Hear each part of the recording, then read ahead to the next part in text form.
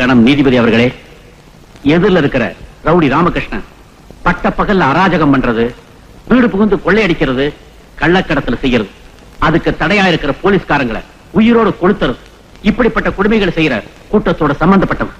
அது மட்டும் இல்ல, கே நகர் மார்க்கெட்ல இருக்கிற டீ கடை முதலாளிய கத்தியால குத்தி கொண்டதை என் கண்ணால பார்த்து அரெஸ்ட் பண்ணி கொண்டு வந்திருக்கேன்.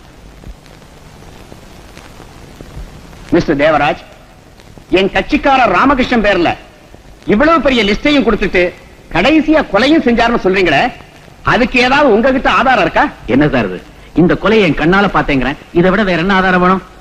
சாரி இன்ஸ்பெக்டர், உங்களை தவிர வேற யாராவது பார்த்த ஆதாரம் இருக்கான்னு கேட்கிறேன். ஹெட் கான்ஸ்டபிள் சிங்கார அழகு என் கூட தான் இருந்தாரு, அவரும் இந்த கொலையை பார்த்தாரு.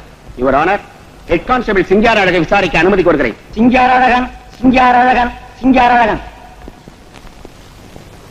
மிஸ்டர் சிங்காரம், எதிரே நிக்கிற ராமகிருஷ்ணனை நீங்க பார்த்ததுண்டா? சார், அவர் கொலை செய்யும் போது நானும் இன்ஸ்பெக்டர் கண்ணால பார்த்து தான் சார் பிடிச்சோம். ஓஹோ, வேலைக்கு ஓனா சாட்சியா?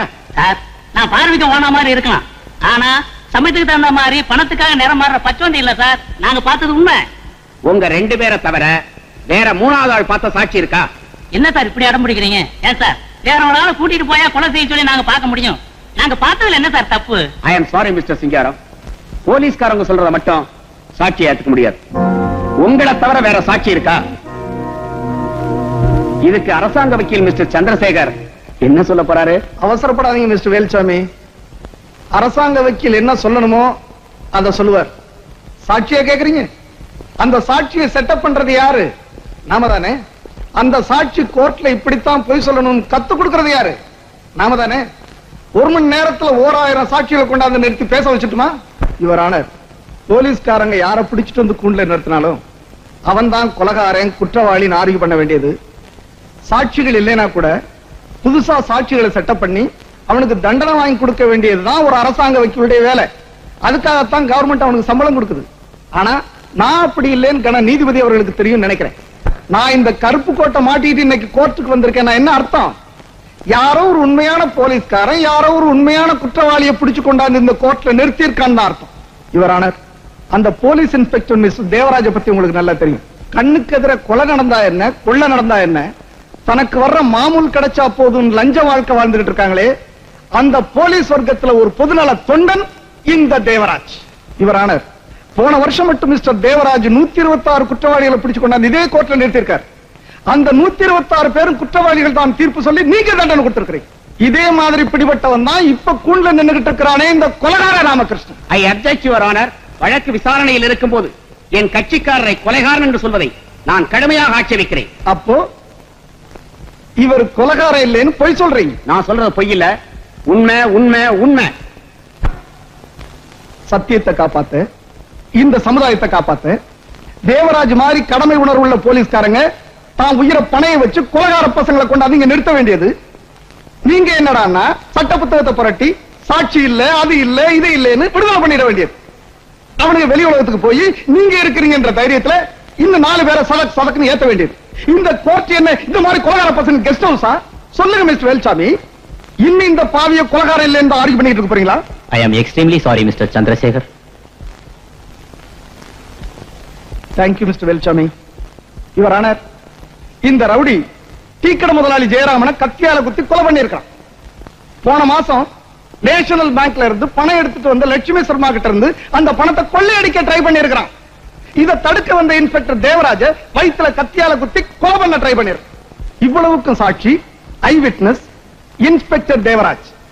அந்த உண்மையான போலீஸ்காரனுடைய சாட்சியை கூட நீங்க நம்பாம அதை விட பெரிய சாட்சி தேவைன்னு நீங்க விரும்பினா அந்த சாட்சிகளை ஆஜர்படுத்தி நிரூபிக்க நான் தயாரா இருக்கிறேன். நீங்க விரும்பினா தட்ஸ் ஆல் யுவர் ஆனர். சந்தேகமான வழக்குகளுக்குத்தான் சாட்சி விசாரணை தேவைப்படும். இந்த வழக்கை பொறுத்தவரையில் குற்றம் சாட்டப்பட்ட ராமகிருஷ்ணன் கொலைகாரன் தான் என்பதில் எனக்கு எந்தவித சந்தேகமும் இல்லை. நீதியும் தர்மமும் காப்பாற்றப்பட வேண்டும் என்பதற்காக உயிரை பணயம் வைத்து குற்றவாளியை பிடித்த இன்ஸ்பெக்டர் தேவராஜ் அவர்களையும் உண்மைக்காக வாதாடி சத்தியத்தை நிலைநிறுத்திய அரசாங்க தரப்பு வக்கீல் சந்திரசேகர் அவர்களையும் நான் மனதார பாராட்ட கடமைப்பட்டிருக்கிறேன். பொதுமக்களின் நலனை கருதி நீதித்துறையும் காவல்துறையும் இத்தகைய குற்றவாளிகளை தண்டிக்க இணைந்து செயல்பட வேண்டும் என்ற நோக்கத்தில் குற்றவாளியான ராமகிருஷ்ணன் கொலைகாரன் தான் என்று தீர்மானித்து அவனுக்கு ஆயுள் தண்டனை விதிக்கிறேன். யுவர் ஆனர், மிஸ்டர் விஜய் செஞ்ச கொலைகளுக்கு கணக்கே கிடையாது. காக்கி சட்டையை போட்டுக்கிட்டு காட்டுல மிருகங்களை வேட்டையாடுற மாதிரி நாட்டுல தனக்கு வேண்டாதவங்களை எல்லாம் சுட்டுக் கொள்றதுதான் இவருக்கு தொழில் நினைக்கிறேன். பட்ட பகல்ல கோர்ட்டுக்குள்ளேயே ஒரு கொலையை செஞ்சிருக்காருன்னா இவருடைய அராஜகத்துக்கு வேற சாட்சியே தேவையில்லை. ஆகவே இந்த கொலைகாரனுக்கு அதிகபட்ச தண்டனை வழங்க வேண்டும் என்று கேட்டுக்கொள்கிறேன். இந்த குற்றச்சாட்டுகளுக்கு நீங்க ஏதாவது பதில் சொல்ல விரும்புறீங்களா? இல்ல சார், நான் சட்டத்தை மதிச்சு வாழ்ந்துகிட்டு இருந்தவன், அந்த சட்டம் செத்துறக்கூடாதுன்னு போராடிக்கிட்டு இருந்தவன், சட்டப்படி என் கடமையை செஞ்சுக்கிட்டு இருந்தவன். அதனால அந்த சட்டம் என்ன தண்டனை கொடுத்தாலும் அதை ஏத்துக்க நான் தயாரா இருக்கேன். உங்களுக்காக வாதாட வக்கீல் யாராவது இருக்காங்களா? ஒரு மனுஷன் பிறக்குறான், வாழுறான், சாகுறான் இல்லாம அவன் வாழ்க்கை ஒரு சரித்திரமா அமையணும்னு எங்க அண்ணன் அடிக்கடி சொல்லுவாரு. அப்படி ஒரு சரித்திரத்தை என்னால எழுத முடியலனாலும் எங்க அண்ணனோட ஆத்மா சாந்தி அடையக்கூடிய விதத்துல நான் ஒரு சாதனை செஞ்சிருக்கேன்னு நினைக்கிறேன். இதுக்கு மேல வாழணும்னு ஆசைப்படல. அதனால வக்கீல் வச்சு வாதாடி என் உயிரை காப்பாத்திக்க நான் விரும்பல. Excuse me your honour, mister விஜய்க்காக நான் வாதாட வந்திருக்கிறேன். ஒரு அரசாங்க வக்கீல் எதிர்தரப்புல வாதாடக்கூடாதுன்னு உங்களுக்கு தெரியாதா? சாரி யுவர் ஆனர், அரசாங்க வக்கீல்ன்ற பதவியை நேத்தே நான் தூக்கி எறிஞ்சிட்டேன்.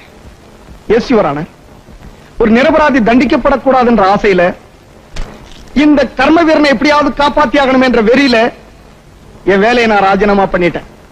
இப்போ ஒரு சாதாரண வக்கீல கேட்கிறேன், இவருக்காக வாதாட எனக்கு அனுமதி கொடுக்கணும். Yes, you can proceed. Thanks your honour. அரசாங்க வக்கீல் நண்பர் வேதாச்சலம் கூண்டுல நிக்கிறது யாருன்னு கூட தெரிஞ்சுக்காம கண்ணை மூடிக்கிட்டு குற்றங்களை அடிக்கிட்டே போயிட்டார். நான் ஒரு அரசாங்க வக்கீல், என் கடமையைத்தான் நான் செய்யறேன். எது சார் உங்க கடமை? 1000 குற்றவாளிகள் தண்டனையிலிருந்து தப்பிக்கலாம், ஆனா ஒரு நிரபராதி கூட தண்டிக்கப்படக்கூடாதுன்றத நம்ம தர்மம். காட்டு மிருகங்களை வேட்டையாடுறவனுக்கு பேரு கொலகாரம் இல்ல மிஸ்டர், வேட்டக்காரன். ஒரு ஊரையே கதிகலங்க வச்சுக்கிட்டு இருந்த ஒரு புலிய ஒருத்தன் சுட்டு கொண்டான்னா அவனுக்கு அவார்டு கொடுப்பீங்களா இல்ல கொலகாரன் சொல்லி தூக்கில ஏத்துவீங்களா? நாட்டுல நல்லவங்க வாழணும், கெட்டவங்க தண்டிக்கப்படணும், அதுக்கு தான் நாம படிச்ச சட்டம் பிரயோஜனப்படணும்னு இந்த கோர்ட்ல நான் பல தடவை சொல்லி பார்த்துட்டேன். நம்மள மாதிரி வக்கீலுங்க மனசு வச்சா லஞ்சம், ஊழல், அராஜகம் அழிஞ்சு போய்கிட்டு இருக்கிற இந்த நாட்டுடைய தலையெழுத்தையே மாத்திட முடியும். Mister Chandrasekhar, please come to the point. Yes your honour, பொதுமக்களுக்கு காவலா இருக்க வேண்டியதுதான் இந்த காவல்துறை. இந்த டிபார்ட்மெண்ட்டுடைய deputy inspector general mister Ramadurai யாரு? கொள்ள கூட்டத்துக்கு தலைவன், கொலகார பாவிகளுக்கு சீஃப், கள்ளக்கடத்தலுக்கு boss. Your honour, DIG office என்ன மக்களை பலி கொடுக்கிற பலிபீடமா இல்ல கள்ளக்கடத்தல் சாமான்களை எல்லாம் போட்டு அடைச்சு வைக்கிற கோடவுனா? அவர் மேல இவ்வளவு குற்றச்சாட்டுகளை சொல்றீங்களே, இதுக்கு உங்ககிட்ட ஏதாவது ஆதாரம் இருக்கா? இருக்கு யுவர் ஆனர். டிஐஜி ராமதுரை ஒரு கொலைகாரன், அதுக்கு சாட்சி அவர் ரத்னசாமியை கொலை செய்யும் போது எடுக்கப்பட்ட இந்த வீடியோ கேசட். ராமதுரை ஒரு கொள்ளைக்காரன், ஒரு கடத்தல் மன்னன், இதுக்கெல்லாம் சாட்சி இந்த ஃபைல்ல இருக்க ரெக்கார்ட்ஸ்.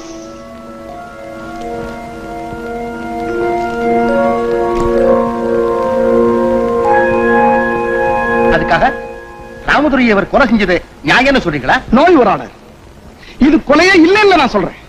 ஒரு தனி மனுஷன் கையில கத்தியோட ஒருத்தனை வரைச்சிட்டு போய் வெட்டி கொண்டா அது கொலைன்னு சொல்லலாம்.